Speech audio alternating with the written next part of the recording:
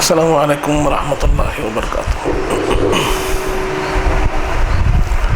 نحمده ونصلي ونسلم على رسوله الكريم وعلى آله الطيبين الطاهرين وأصحابه الأكرمين أجمعين وعلى من تبعهم بإحسان إلى يوم الدين، أما بعد، وقال تعالى في شان حبيبه الكريم: ان اللہ وملائکتہ یصلون علی النبی یا ایہا الذین آمنوا صلوا علیہ وسلموا تسلیما اللہم صل علی سیدنا محمد وعلی آل سیدنا مولانا محمد وبارک وسلم۔ برادران عزیز، جیسے آپ سب سماعت فرما رہے تھے کہ ہم ایک حدیث پاک کے مضمون کو سن رہے تھے اور اس کے معانی کو جاننے کی کوشش کر رہے تھے۔ اس کے اندر ہم نے سب سے پہلے یہ بات کو جانا تھا کہ وہ شخص کا ایمان کمزور ہو جاتا ہے جو تین چیزوں کا خیال نہیں رکھتا۔ پہلی چیز ہم نے جانی تھی کہ جو بندہ اللہ کا شکر ادا نہیں کرتا اس کا ایمان کمزور ہو جاتا۔ تو ایک مومن کی شان کیا ہے؟ ایک مومن کے لیے ضروری کیا ہے کہ وہ ہر وقت ہر حال میں اپنے رب کا شکر ادا کرتے رہے۔ اور اگر کبھی یہ خیال ہو کہ میرے پاس تو اللہ کی کوئی نعمت نہیں ہے، کبھی یہ خیال ہو کہ میرے پاس دولت نہیں ہے، میرے پاس صحت نہیں ہے، میرے پاس بہت زیادہ مال و متاع نہیں ہے، یہ خیالات ذہن میں آتے ہیں تو پھر میں شکر کیسے کروں؟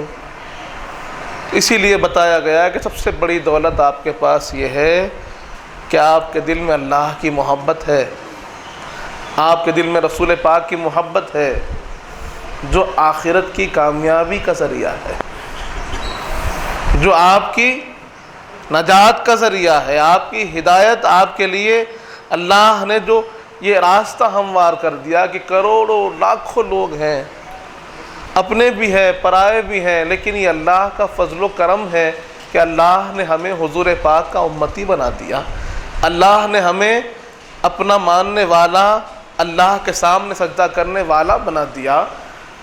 یہ اس سے بڑھ کر کیا کرم ہو سکتا ہے؟ تو کبھی اگر آپ کی نظریں دنیاوی نعمتوں کی طرف چلی جائے، دنیاوی مال و متاع کی طرف چلی جائے، دنیاوی عیش و عشرت کی طرف چلی جائے اور یہ خیال ہو جائے کہ میرے پاس یہ کمی ہے، یہ کمی ہے، یہ کمی ہے، تو پھر سب سے بڑی دولت اللہ نے آپ کو ایمان کی دی ہے، رسول پاک کی نسبت کی دی ہے، حضور پاک صلی اللہ علیہ وآلہ وسلم کی محبت کی دی ہے۔ تو سب سے بڑا شکر ادا ہونا ہے تو ایمان پر ہونا ہے، اللہ کی محبت پہ ہونا ہے، حضور پاک کی نسبت پہ ہونا ہے، حضور پاک کی محبت پہ ہونا ہے۔ ہمارا امت مسلمہ میں ہونا یہ اللہ کی سب سے بڑی نعمت ہے، اس پر شکر ادا ہوتے رہنا ہے۔ اور ہم نے یہ بھی جانا ہے کہ جب بندہ شکر کرنے لگتا ہے تو کیا ہوتا ہے؟ جب بندہ شاکر ہو جاتا ہے، شکر کرنے لگتا ہے، اللہ کی بارگاہ میں اپنے آپ کو پیش کرنے لگتا ہے اور یہ عرض کرنے لگتا ہے پروردگار میں تیرا شاکر ہوں، میں تیرا ہر حال میں شکر ادا کرتا رہتا ہوں، تو پھر اللہ فرماتا ہے لَإِن شَكَرْتُمْ لَأَزِيدَنَّكُمْ، کہ تم شکر کرتے چلے جاؤ میں تمہاری نعمتوں میں اضافہ کرتا چلا جاؤں گا، نعمتیں اور بڑھاتا چلا جاؤں گا، کہ تمہارے پاس دنیاوی کچھ نہ تھا، ایمان پر تم نے شکر ادا کیا، اب جو نعمتیں تمہارے پاس بظاہر نہیں ہیں تمہیں وہ بھی دیتا ہوں۔ تو جو آپ کے پاس نہیں ہے یہ خیال ہوتا ہے اور دل میں یہ خیال آتا ہے کہ میں ان چیزوں کو کما لوں۔ جیسے کوئی پڑھنے والا طالب علم ہے تو سوچتا ہے کہ میں اچھے سے اچھا پڑھ لوں، میں اچھے سے اچھا حاصل کروں علم، میں قرآن پڑھ رہا ہوں تو بہترین قرآن پڑھوں، میں اگر دینی تعلیم حاصل کر رہا ہوں تو بہترین دینی تعلیم حاصل کروں، اور اگر میں دنیاوی تعلیم حاصل کر رہا ہوں تو اس کے اندر میں آگے سے آگے بڑھوں چاہتا ہے، اس میں اضافہ ہی چاہتا ہے۔ تو اللہ فرماتا ہے تم میرے شکر گزار بندے بن جاؤ، میں تمہارے علم میں اضافہ کر دوں گا، تمہارے مال میں اضافہ کر دوں گا، تمہاری صحت میں اضافہ کر دوں گا، تمہاری اولاد میں اضافہ کر دوں گا، جو جو نعمتیں تم چاہتے ہو ان نعمتوں میں اضافہ کر دوں گا۔ کب ہوگا؟ جب تم میرے شکر گزار بندے بن جاؤ۔ تو اگر ہم نعمتوں میں اضافہ چاہتے ہیں تو ہمیں کیا کرنا ہوگا؟ اللہ کا خوب شکر ادا کرنا ہوگا، ہر حال میں اللہ کا شکر ادا کرنا ہوگا۔ اس سے پہلے میں نے عرض کیا، پھر عرض کر دوں کیونکہ بات مکمل ہو اس لیے عرض کر رہا ہوں کہ شکر کیسے ادا کریں وہ بھی میں نے آپ کے سامنے عرض کیا کہ آسان طریقہ اور سب سے زیادہ اثردار طریقہ کیا ہے، کون سا کلمہ ہے، کیا کہا جائے؟ ہر حال میں اٹھتے بیٹھتے کھاتے ہوئے پیتے ہوئے پڑھتے ہوئے کماتے ہوئے آتے ہوئے جاتے ہوئے کیا کہتے رہیں الحمدللہ الحمدللہ الحمدللہ۔ یہ چھوٹے بھی کہہ سکتے ہیں، بڑے بھی کہہ سکتے ہیں، اور جس کو زیادہ تعلیم نہیں ہے وہ بھی کہہ سکتے ہیں۔ جب بندہ یہ کہنے لگے گا تو اللہ کی حمد بھی بیان کرے گا اور اللہ کا شکر بھی ادا کرے گا۔ کیا کہنا ہے ہم کو صبح شام؟ الحمدللہ کہنا ہے، الحمدللہ کہتے ہیں۔ دوسری چیز ہم نے یہ جانی کہ جو دوسری صفت ہے کہ جس کے ذریعے سے آدمی کا ایمان کمزور ہو جاتا ہے، اللہ سے بندہ دور ہو جاتا ہے، وہ کیا ہے؟ جب وہ اپنے آخرت کی فکر بھول جاتا ہے۔ اگر کسی کو اپنے آخرت کی فکر نہیں، صرف دنیا میں پڑ رہا ہے، صبح شام صرف دنیا کر رہا ہے، تو پھر وہ بھی اللہ سے دور ہو رہا ہے، اس کا ایمان بھی کمزور سے کمزور ہو رہا ہے۔ تو کرنا کیا ہے؟ جتنی فکر ہم دنیا کی کرتے ہیں اس سے زیادہ فکر ہم آخرت کی کریں۔ جتنی فکر ہم یہاں پر اپنے مکان کی کرتے ہیں اس سے زیادہ فکر وہ آخرت کے مکان کی کریں، اس قبر کی کریں جہاں پر ہمیں سالہ سال رہنا ہے، معلوم نہیں کتنے 100 برس اس قبر میں ہم کو رہنا ہے، اس کی فکر ہمارے پاس نہیں ہے۔ تو حدیث پاک میں حضور پاک فرماتے ہیں کہ جس کے دل میں آخرت کی فکر نہیں ہے، جس کے دل میں اللہ کے سامنے کھڑے ہونے کا وہ دن یاد نہیں ہے، اسے ہم یوم القیامہ کہتے ہیں، قیامت کا دن کہتے ہیں، اگر اس کی فکر نہیں ہے اس کا ایمان کمزور سے کمزور ہوتا چلا جائے گا۔ تو جب ہم صبح شام کوشش کرتے ہیں، عمل کرتے ہیں، تو اس کے اندر ہمارے عمل میں، ہماری کوشش میں، ہماری کاوش میں زیادہ مقام کس کا ہو؟ آخرت کی تیاری کا ہو۔ جیسے ہم دنیا میں جمع کرنا چاہتے ہیں، دنیا میں مال کمانا چاہتے ہیں، اس سے زیادہ محنت آخرت کے لیے نیکیاں کمانے میں رکھیں، اس سے زیادہ محنت آخرت کے لیے اپنے اس مقام کو اچھا کرنے میں رکھیں، اپنے آپ کو جنتی بنانے کی کوشش کریں، اپنے آپ کو اللہ کا نیک بندہ بنانے کی کوشش کریں، اپنے آپ کو ان اعمال کے اندر ڈالیں جس سے اللہ راضی ہوتا ہے، جس سے اللہ خوش ہوتا ہے۔ برادران عزیز، اور اس کے لیے میں نے عرض کیا تھا کیا کرنا ہے؟ اس کے لیے ہمیں کرنا یہ ہے کہ ہم اپنی روزمرہ صبح شام کا جائزہ لیں۔ ہماری صبح آج کیسے ہوئی؟ آج ہماری صبح اللہ کی عبادت سے ہوئی یا اللہ کی نافرمانی سے ہوئی؟ چھوٹی سی مثال اس کی یہ ہے کہ اللہ کی عبادت سے ہونے کا مطلب ہے کہ اگر ہم فجر کی نماز باجماعت پڑھ رہے ہیں یا اس کے وقت پر پڑھ رہے ہیں تو یہ ہماری صبح شروع ہوئی کس سے؟ اللہ کی عبادت سے۔ اور خدا نہ خواستہ ہم نے فجر کی نماز نہیں پڑھی تو پھر اللہ کی نافرمانی سے ہماری صبح شروع ہو گئی، دن شروع ہو گیا۔ یہیں سے ہم شروع کر سکتے ہیں۔ اسی طرح دن بھر میں ہم جو کام کر رہے ہیں اس کے اندر ہم نے اللہ کے حکم کی پابندی کتنی کی ہے، اللہ کی رضا کے لیے کتنا کام کیا ہے، اور کتنے کام ایسے ہوئے جس کے اندر اللہ کی نافرمانی تو نہیں ہوئی، جھوٹ تو نہیں بول دیا، کسی کی دل تو نہیں توڑ دیا، کسی کا مال تو نہیں کھا لیا۔ یہ تمام چیزوں کا جب ہم خیال کرتے رہیں گے اور دنیاوی فائدے سے زیادہ آخرت کی فکر کریں گے تو پھر ہم کامیاب ہیں۔ لیکن آخرت کو اگر پس پشت ڈال کر آخرت میں جو ہوگا دیکھا جائے گا، خبر میں جو ہوگا دیکھا جائے گا. اللہ پوچھیں گے تو نعوذ باللہ کسی کے ذہن میں یہ خیال آتا ہے دیکھ لیں گے. ارے کیا دیکھو گے؟ کس کو دیکھنے کی بات کر رہے ہو؟ کس سچویشن کو ہینڈل کرنے کی بات کر رہے ہو؟ ارے جہاں پر نفسی کا عالم ہوگا، جہاں کی پریشانی ایسی ہوگی کہ جس کی ہولناکی کو سن کر لوگوں کے چہروں کے رنگ اڑ جایا کرتے تھے. صحابہ اکرام جب قیامت کے بارے میں سنتے تو ایسے پریشان ہو جاتے تھے کہ ان کے چہرے پیلے پڑ جاتے تھے. اللہ کے حق کی بات ہوتی تو وہ رات بھر نہیں سو پاتے تھے. لیکن آج ہم جن کی غلامی کا دم بھرتے ہیں، ہمارے ہاتھ سے اللہ کا دامن چھوٹ رہا ہے، اللہ کا حق چھوٹ رہا ہے، اللہ کے لیے کام کرنے کا جذبہ ہے وہ ختم ہو رہا ہے، اور صبح سے شام تک ہم دنیا کمانے میں لگے رہتے ہیں. پھر بھی خیال کیا ہے؟ نہیں بچ جائیں گے، نکل جائیں گے. ارے کیسے بچیں گے؟ وہ بھی تو خیال ہو. کیسے نکلیں گے؟ کچھ تو سامان ہو، کچھ تو ساز ہو، کچھ تو تیاری ہو، کچھ تو تقویٰ ہو، کچھ تو اخلاص ہو، کچھ تو عبادت ہو، کچھ تو خیرات ہو، کچھ تو صدقات ہو، کچھ تو اخلاق ہو کہ جس سے آپ بچ سکیں. کچھ تو ایسی صورت ہو کہ چہرے پر داڑھی ہو، شاید اس داڑھی سنت کو دیکھ کر اللہ معاف کر دے. لیکن کہاں ہے یہ جذبہ؟ کیا ہمارے اندر ہے؟ کیا صبح شام اس بارے میں خیال ہے کہ جیسے ہم دنیا کی کوشش کر رہے ہیں، مال کمانے کی کوشش میں لگے ہیں، پیسہ جمانے کی کوشش میں لگے ہیں، کہ آخرت سنوارنے کی بھی کوشش ہم کر رہے ہیں یا نہیں کر رہے ہیں؟ یہ ہم کو سوچنا ہے. صبح شام ہماری کیسے گزر رہی ہے وہی ہماری آخرت کا فیصلہ کرے گی.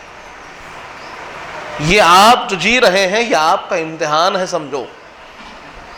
یہ صبح شام آپ کا اسی کا حساب ہوگا. اللہ نے کہہ دیا ہے وَمَن يَعْمَلْ مِثْقَالَ ذَرَّةٍ خَيْرًا يَرَهُ وَمَن يَعْمَلْ مِثْقَالَ ذَرَّةٍ شَرًّا يَرَهُ. کہ تھوڑی برابر بھی تم دنیا میں نیکی کرو گے تو ہم اس کو رائے گا جانے نہیں دیں گے کہ تھوڑی نیکی ہے، نہیں، اس کا بھی اجر، اس کا بھی ثواب ہم تم کو قیامت میں دیں گے. اور اگر چھوٹا بھی گناہ اگر تم سے ہوتا ہے تو یہ نہ سمجھنا کہ اگر ہم پکڑنا چاہے تو چھوڑ دیں گے، نہیں، چاہو تو چھوٹے گناہ کو بھی پکڑ لیں اور اس کا عذاب بھی تم دیکھو گے.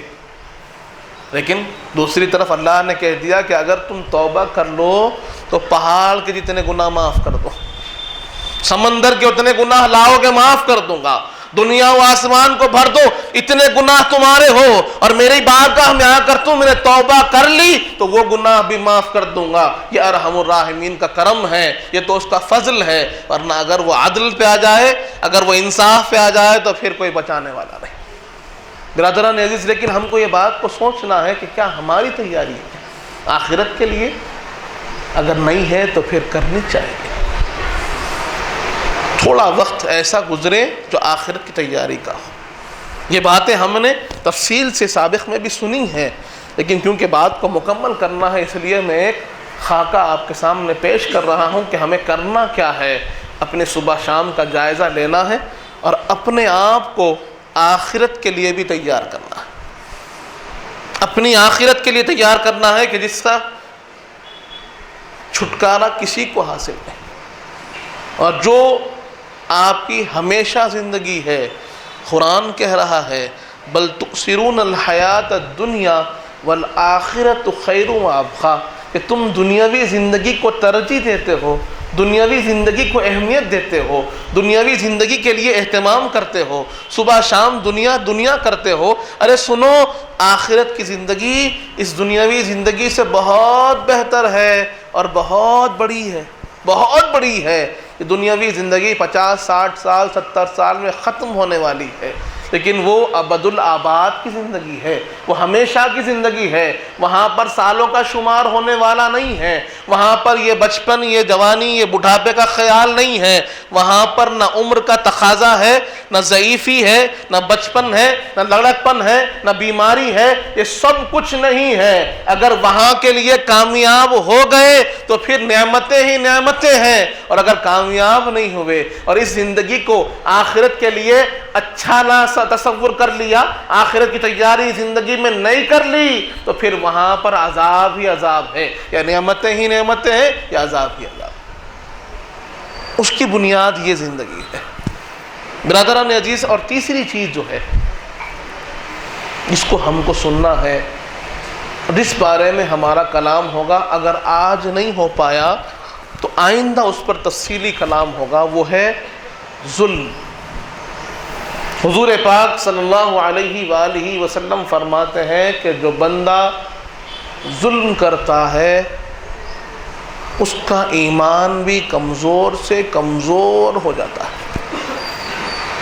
جو بندہ ظلم کرتا ہے، زیادتی کرتا ہے کسی پر، تو پھر اگر اس کے بعد وہ لاکھ اچھے کام کرے تب بھی وہ اللہ کا مقرب بندہ نہیں ہو سکتا، کیونکہ کسی کا حق تلف کرنے والا سچا مسلمان نہیں ہو سکتا۔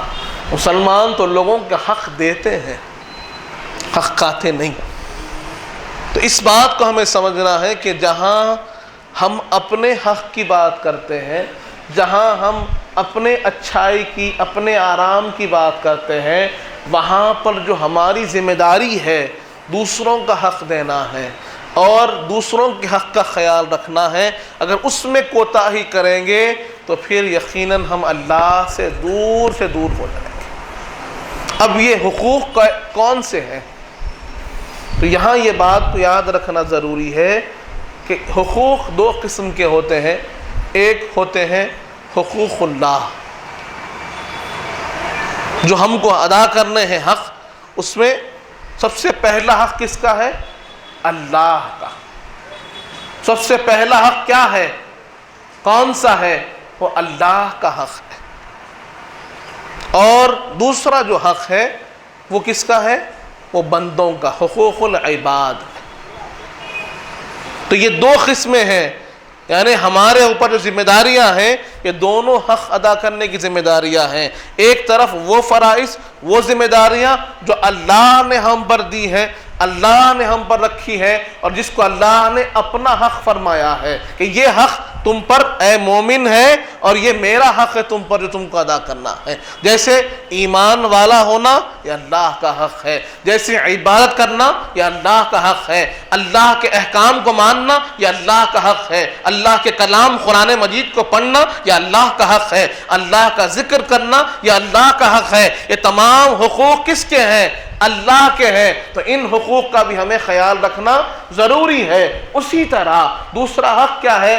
بندوں کا حق ہے کہ اللہ کے بندوں کا حق اللہ کے بندوں پر کیا ہے، اور ان میں سب سے پہلا حق کسی کا ہے تو پھر وہ حضور پاک صلی اللہ علیہ وآلہ وسلم کا حق ہے کہ حضور پاک کی محبت سب سے زیادہ ہو، حضور پاک صلی اللہ علیہ وسلم کا جو احترام ہے وہ سب سے زیادہ ہو، حضور پاک کی پیروی، حضور پاک کے پیچھے پیچھے چلنا یہ سب سے زیادہ ہو، حضور پاک کی سنتوں پہ عمل کرنا یہ بندے پر لازم ہے۔ یہ بندوں کے حقوق میں سب سے پہلا حق ہے تو حضور پاک کی جو شان ہے، حضور پاک سے جو تعلق ہے اس کا ہے، اس کے بعد پھر اہل بیت اطہار کا ہے، اس کے بعد صحابہ کرام کا ہے، اس کے بعد اگر آپ اپنے قریب میں دیکھتے ہیں تو پھر حق ہے تو والدین کا حق ہے۔ بندے پر سب سے زیادہ کسی کا حق ہے تو والدین کا حق ہے، اس کے بعد اولاد کا حق ہے، اس کے بعد گھر والوں کا حق ہے، اس کے بعد پڑوسیوں کا حق ہے، اس کے بعد آپ جس سوسائٹی میں رہتے ہیں اس سوسائٹی والوں کا حق ہے۔ ان تمام حقوق کو اللہ تبارک تعالیٰ نے بھی سکھایا ہے، ان تمام حقوق کو حضور پاک صلی اللہ علیہ وسلم نے بھی بتایا ہے، اور اگر ان حقوق میں کوئی کمی کرتے ہیں تو پھر اس کو کہتے ہیں ظلم۔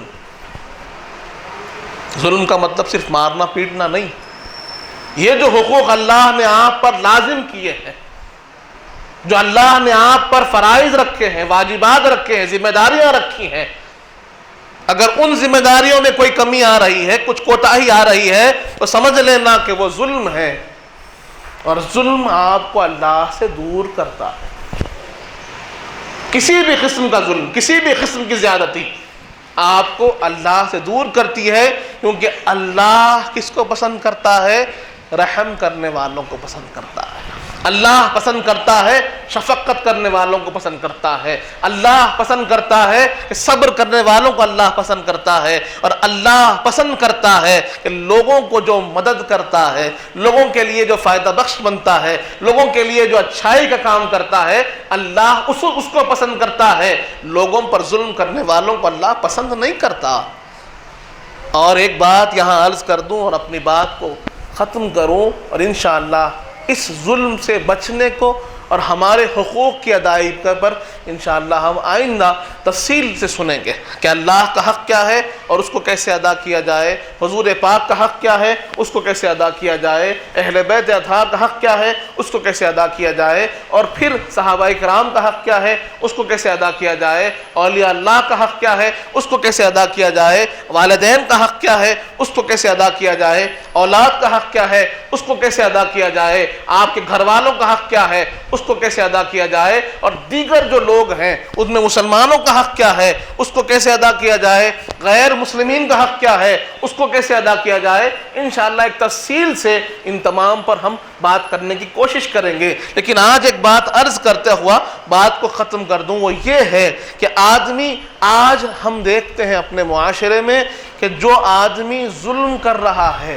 جو آدمی طاقتور ہے اور اپنی طاقت کا غلط فائدہ اٹھا رہا ہے، لوگ اس سے قریب ہونا چاہتے ہیں، لوگ اس سے دوستی کرنا چاہتے ہیں، لوگ اس سے اپنے آپ کو جوڑنا چاہتے ہیں، اپنے کانٹیکٹ میں اس کو رکھنا چاہتے ہیں۔ کیا ہے بھائی؟ نہیں، لوگ اس سے ڈرتے ہیں، لوگوں پر اس کا ایک دبدبہ ہے۔ ایک بات یاد رکھ لیں، یہ جو ظالم ہوتے ہیں نا، یہ اللہ سے دور ہوتے ہیں، اللہ سے قریب نہیں ہو سکتے۔ اب یاد رکھ لیجئے، اب جو ان سے قریب ہوگا وہ اللہ سے دور ہو جائے گا، جو ظالم کا ساتھ دے گا وہ اللہ سے دور ہو جائے گا، جو ظالم کے ساتھ کھڑا ہوگا اللہ سے دور ہو جائے گا، جو سمجھتا ہے کہ میں اس کے ساتھ جڑ جاؤں تو شاید دنیا میں واہ واہی ہوگی، دنیا میں لوگ مجھ سے ڈریں گے، ارے دنیا تجھ کو مل سکتی ہوگی، اللہ حاصل نہیں ہوگا، کیونکہ اللہ مظلوم کے ساتھ ہوتا ہے، اللہ کی مدد مظلوم کے ساتھ ہوتی ہے، اور اللہ کا رحم مظلوم کے ساتھ ہوتا ہے۔ اسی لیے قرآن میں اللہ نے فرما دیا کہ مظلوم کی جو دعا ہوتی ہے وہ براہ راست عرش تک پہنچتی ہے بغیر کوئی رکاوٹ کے۔ جب کسی پر ظلم ہوتا ہے اور وہ مظلوم جس کے حق کو چھین لیا گیا ہے، جس کو دبا دیا گیا ہے، جس کو پیٹا گیا ہے، جس کو مارا گیا ہے، جس کے دل کو توڑ دیا گیا، جس کے گھر کو توڑ دیا گیا، اگر وہ دل سے پکارتا ہے اپنے رب کو تو پروردگار فرماتا ہے مظلوم کی دعا کوئی چیز نہیں روکتی، وہ براہ راست میرے عرش تک پہنچ جاتی ہے۔ پھر یاد رکھیں کہ پھر جب ظالم کے خلاف میں مظلوم دعا کرتا ہوگا تو اللہ مظلوم کا ساتھ دیتا ہے۔ ہمارا بھی فرض وہی بنتا ہے کہ جس کا ساتھ اللہ دے بندہ بھی اس کا ساتھ دے۔ برادران عزیز، اس لیے انشاءاللہ ہم تفصیل سے سنیں گے تو صحیح، لیکن ظلم سے بچیں، مظلوم کی حمایت کریں، کم سے کم مظلوم کے لیے دعا تو کیجیے۔ اللہ تعالیٰ سے دعا ہے مالک جب تک زندہ رکھ، سلام پر رکھ، موت ایمان پر دے، وقت نزا حضور پاک صلی اللہ علیہ وسلم کا دیدار نصیب فرما مالک، میں نیک اور صالح متقی و پرہیزگار بنا، ہمارے گناہوں کو معاف فرما، ہمارے گناہوں کو نیکیوں سے تبدیل کر دے مالک، ہم میں جو پریشان حال ہیں ان کی پریشانیوں کو دور فرما، ہم میں جو بیمار ہیں انہیں شفا کاملہ عطا فرما، ہم میں جو مخروض ہیں ان کے قرضوں کو عطا فرما، جو بچیاں بیٹھی ہوئی ہے ان کا نصیبہ نیک فرما، جن کی شادیاں ہو چکی ہیں ان کی زندگیوں میں خوشیاں عطا فرما، جو کچھ کہے ہیں جو کچھ سنے ہیں اس پر عمل کرنے کی توفیق عطا فرما، حضور پاک صلی اللہ علیہ وآلہ وسلم کا سچا غلام و امتی بنا مالک، اہل بیت اطہار کا سچا غلام بنا، صحابہ کرام کا چاہنے والا بنا، اولیاء اللہ کا چاہنے والا بنا، ان کے بتائے ہوئے راستے پر چلنے کی توفیق عطا فرما، وصلی اللہ تعالی علی خیر خلقہ سیدنا محمد وعلی آلہ وصحبہ وسلم، والحمد للہ رب العالمین۔